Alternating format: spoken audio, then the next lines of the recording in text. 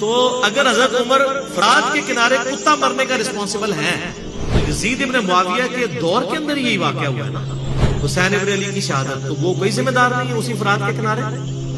دریائے فرات کے کنارے کتا مر جائے، اور آپ کو پتا ہے دریائے فرات کے کنارے سیدنا حسین بھی شہید ہوئے ہیں۔ دریائے فرات کے کنارے حسین ابن علی 70 سے زیادہ اپنے ساتھیوں کے ساتھ مظلومانہ شہید کر دیے جائیں، نبی علیہ السلام کی اولاد، اور آپ کی وفات کو صرف 50 سال گزرے، اور وہ شخص جو جنتی نوجوانوں کا سردار ہے، یہ عقیدہ ہے یزید کے بارے میں احمد بریلوی صاحب کا، اہل سنت کے ائمہ کا یہی عقیدہ ہے؟ یہ تو سعودیہ ایران کی ٹسل کے بعد یزید کے طرفدار پیدا ہوئے ہیں، پہلے تو کوئی نہیں رہا۔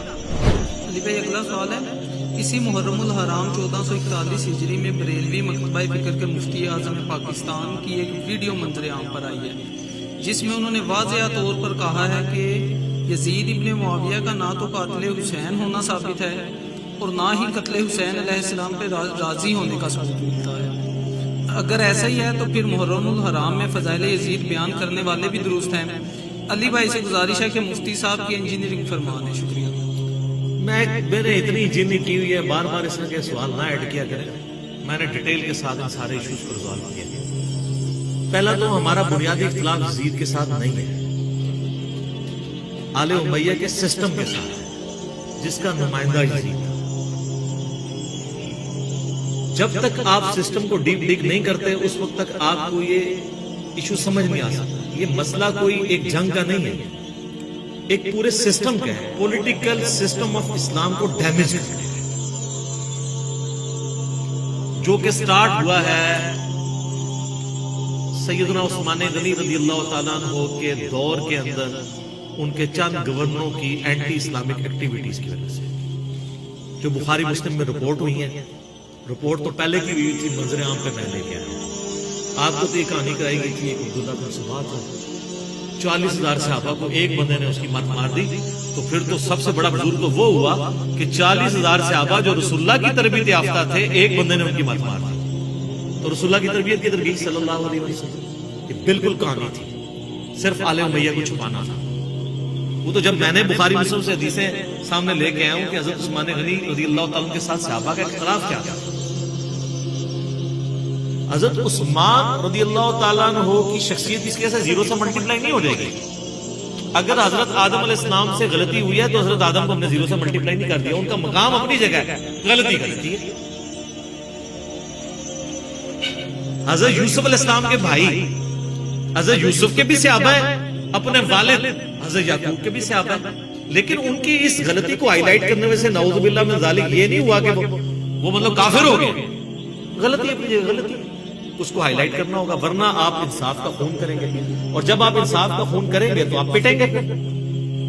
تو میں اس کے اوپر تو کئی ایک میری ویڈیوز ریکارڈڈ موجود ہیں، اور میرا خیال ہے اس ٹاپک کے اوپر تو شیعہ کے کلپ اتنے نہیں دیکھے گئے جتنے میرے دیکھے گئے۔ ظاہر ہے کہ شیعہ کے کلپ میں تو زیادہ تر کہانیاں ہی ہوتی ہیں، کوئی علمی دلائل تو ہوتے نہیں ہیں۔ سنی تو وہ پہلے اس ٹاپک سے بھاگتے ہیں، ان کو پتہ ہے جیسے کبوتر بلی کو تو غائب نہیں کر سکتا تو آنکھیں تو بند کر سکتا ہے، تو سنیوں نے تو کی آنکھیں بند، لیکن ان کو پتہ نہیں اب میڈیا کا دور ہے، آنکھیں بند کرنے سے وہ آپ مارے جائیں گے، اور وہ مارے گئے۔ اینڈ رزلٹ یہ ہے کہ پبلک ان کی ہے، ویڈیوز ہماری دیکھتی ہے، کیونکہ ہم ہر چیز ریفرنس کے ساتھ۔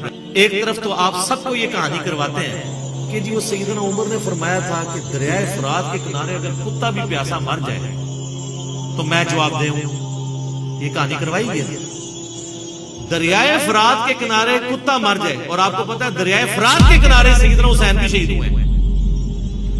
دریائے فرات کے کنارے حسین ابن علی 70 سے زیادہ اپنے ساتھیوں کے ساتھ مظلومانہ شہید کر دیے جائیں، نبی علیہ السلام کی اولاد، اور آپ کی وفات کو صرف 50 سال گزرے، اور وہ شخص جو جنتی نوجوانوں کا سردار ہے، جامعہ ترمذی میں حدیث ہے صحیح سند کے ساتھ، اور آپ کے یہ ٹاپک ڈسکس نہ ہو، یہ ڈسکس تو ہونا ہے۔ اب آپ دیکھیں جو وقت گزرتا جا رہا ہے یہ زیادہ ڈسکس ہو رہا ہے، اس پہ آپ مٹی نہیں ڈال سکتے۔ تو اگر حضرت عمر فرات کے کنارے کتا مرنے کا رسپانسبل ہیں تو یزید ابن معاویہ کے دور کے اندر یہی واقعہ ہوا ہے نا، حسین ابن علی کی شہادت، تو وہ کوئی ذمہ دار نہیں ہے اسی فرات کے کنارے؟ اور یہ میں ان مفتی صاحب سے پوچھوں گا کہ مفتی صاحب کیا بریلوی مکتب فکر کا یہ عقیدہ تھا جو آپ بیان کر رہے ہیں؟ کن کی بولی آپ بول رہے ہیں؟ کیا اعلی حضرت کا یہی عقیدہ ہے یزید کے بارے میں؟ احمد بریلوی صاحب کا، اہل سنت کے ائمہ کا یہی عقیدہ ہے؟ یہ تو سعودیہ ایران کی ٹسل کے بعد یزید کے طرفدار پیدا ہوئے ہیں، پہلے تو کوئی نہیں رہا۔ یہ کہاں سے آپ امت میں عقیدہ جو ہے وہ پروپیگیٹ کر رہے ہیں اور آپ ہمدردیاں کر رہے ہیں آگے اس کے ساتھ؟ تو یہ ان کی بات بالکل غلط ہے۔ یزید بینیفیشری ہے سسٹم کا۔ ان کو اگر اسلامک ہسٹری ذرا سے بھی پتا ہو، اہل سنت کی ساری تاریخ کی کتابیں اٹھا کے دیکھیں آپ، البدایہ والنہایہ جسے تاریخ ابن کثیر کہتے ہیں، تاریخ طبری اٹھا کے دیکھیں، تاریخ ابن خلدون اٹھا کے دیکھیں، ابن عساکر اٹھا کے دیکھیں، سب میں ڈیٹیل موجود ہیں اور وہ فٹنگ بیٹھتی ہیں بخاری مسلم کی حدیث میں وہ حدیث بھی میں نے لکھی ہے کہ کوفے کا گورنر تھا نعمان ابن بشیر، صحابی رسول صلی اللہ علیہ وسلم۔ جب حضرت حسین علیہ السلام کے بارے میں پتا چلا یزید کو کہ یہ آ رہے ہیں وہاں پہ اور کوفے سے یہ ایک قیام کریں گے اور دعوت حق لانچ کریں گے، سب سے پہلا اس نے ڈیسیژن کیا کہ نعمان ابن بشیر کو کوفے کے گورنری سے ہٹا دیا۔ یہیں سے اس کی 2 نمبری شروع ہو گئی ہے۔ یہ کہتے ہیں پروف دیں، پروف آپ کو پتا ہے کیا ہے؟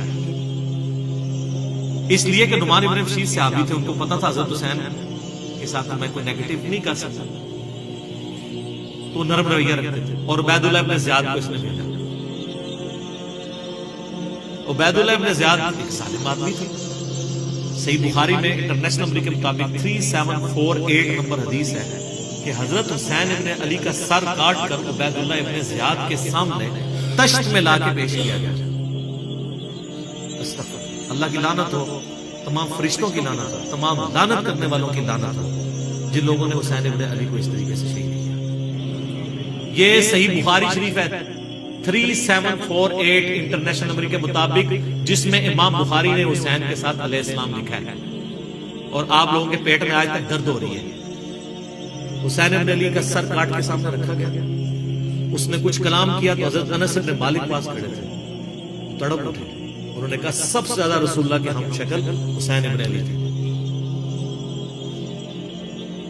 تو یہ لوگ، اور یہ تھا گورنر کوفہ جو لگایا اس کام کے لیے گیا تھا۔ وہ کہتے ہیں یزید کو پتہ نہیں چلا، اس نے خود ڈیسیژن کیا، اچھا جی مان لیا۔ تو جب یہ خود اس نے ڈیسیژن کیا، اس کے بعد یزید نے پھر یقیناً اس سے عبید اللہ ابن زیاد کو جیل میں ڈلوا دیا ہوگا، کیونکہ آپ تمہیں کہانی کراتے ہیں کہ دریائے فرات کے کنارے کتا بھی۔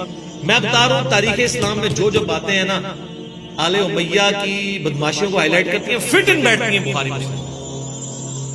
یہ لشکر لے کے آیا تھا حضرت حسین ابن علی کے خلاف لالچ، اس کا اثر کیا ہوا بعد میں؟ تو یہ پورا پلان ہوا تھا، اور اگر کہتے ہیں یہ حادثاتی طور پہ ہو گیا تو بعد میں پھر سزا دینی چاہیے تھی، کوئی سزا نہیں دی ہے۔ الٹا اس کے اوپر آپ کو پتا ہے مدینے والوں نے بیعت توڑ دی تھی یزید کی، حالانکہ وہ پہلے بھی تلوار کے زور پہ لی تھی حضرت معاویہ نے رضی اللہ تعالیٰ عنہ۔ تو رضی اللہ عنہ کہ ہماری مجبوری ہے، سانو نبی دا منہ مارنا ہے، تو نبی دا منہ نہیں مارتا، تو آج تک یزید کی وکالت کر رہے ہیں، لیکن ہم صرف نبی علیہ السلام کو دیکھنے کی وجہ سے احترام کرتے ہوئے رضی اللہ عنہ کہتے تھے۔ یہ فرق ہے علی کے شیعہ میں اور معاویہ کے شیعہ میں۔ علی کے شیعہ پھر ایسے ہوتے ہیں، شیعہ پولیٹیکل کرتے ہیں۔ تو اہل مدینہ نے بیعت توڑ دی، جو یہ پیش کرتے ہیں بخاری مسلم سے کہ عبداللہ بن عمر لوگوں کو سمجھاتے تھے یزید کی بیعت نہ توڑو، تو وہ جو جن لوگوں کو سمجھا رہے تھے انہوں نے انجینئر صاحب کی ویڈیوز دیکھ کے بیعت توڑی تھی۔ وہ کون تھے؟ وہ بریلوی تھے، دیوبندی تھے، اہل حدیث تھے، شیعہ تھے، کون تھے؟ صحابہ اور تابعین تھے جو بیعت توڑ رہے تھے۔ تو اس سے یہ بھی تو ثابت ہوتا ہے،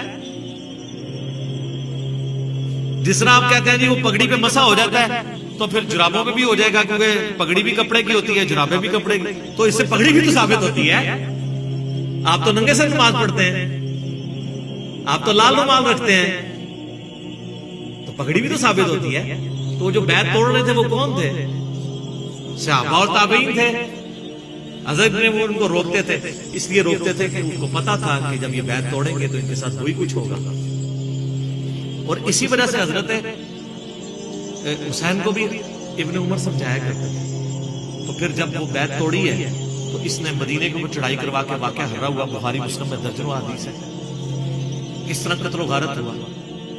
عورتوں کی عصمت دری ہوئی، اور پھر ساتھ ہی اس کے بعد خانہ کعبے کو چڑھائی گئی، کیونکہ عبداللہ ابن زبیر بھی نہیں بیعت کر رہے تھے خانہ کعبہ کا غلاف، اور ایک دیوار ڈیمیج ہو گئی، پھر یزید مر گیا، تو پھر حضرت ابن زبیر نے کہا تمہارا شیطان مر چکا ہے، واپس جاؤ، پھر وہ واپس گئے، پھر 9 سال تک ابن زبیر نے خلافت قائم کی مکے کے اندر اور مدینے کے اندر۔ حضرت حسین بن علی کے بعد ان کو خلافت کا ایک موقع ملا۔ تو اس طریقے سے یہ چیزیں بالکل کلیئر ہیں، لیکن وہ بات میں مولانا اسحاق صاحب والی کروں گا کہ بات اس لیے سمجھ میں آتی ہے کہ آپ یزید سے شروع کرتے ہیں۔ جب تک آپ بات پیچھے سے شروع نہیں کریں گے آپ کو بات سمجھ نہیں آئے گی، اور جب تک 1947 میں مسلمانوں کی قربانیوں سے جو ملک بنا ہے وہ آپ نہیں سمجھیں گے تو آج آپ کو نہیں سمجھ آئے گی کہ پاکستانی عوام کیوں اسلامی نظام یہاں پہ چاہ رہے ہیں۔ اس لیے کہ وہ کہتے ہیں ہمارے بزرگوں نے پاکستان بنایا اس لیے تھا کہ پاکستان کا مطلب کیا، لا الہ الا اللہ۔ یہ سیکولر اینکر بیٹھ کے جو باتیں کر رہے ہیں ان کو یہ کیسے سمجھ آئے جب تک آپ پیچھے نہیں چلیں گے؟ اگر آپ مشرف کے دور سے شروع کریں گے تو آپ کو نہیں سمجھ آئے گا کہ ملک سیکولر ہے یا اسلامی ہونا چاہیے، پیچھے چلنا پڑے گا۔ یزید کے دور سے آپ کو یہ کہانی سمجھ نہیں آئے گی جب تک آپ پیچھے نہیں چلیں گے، اور پیچھے جانے کے لیے آپ کو یہ پڑھنا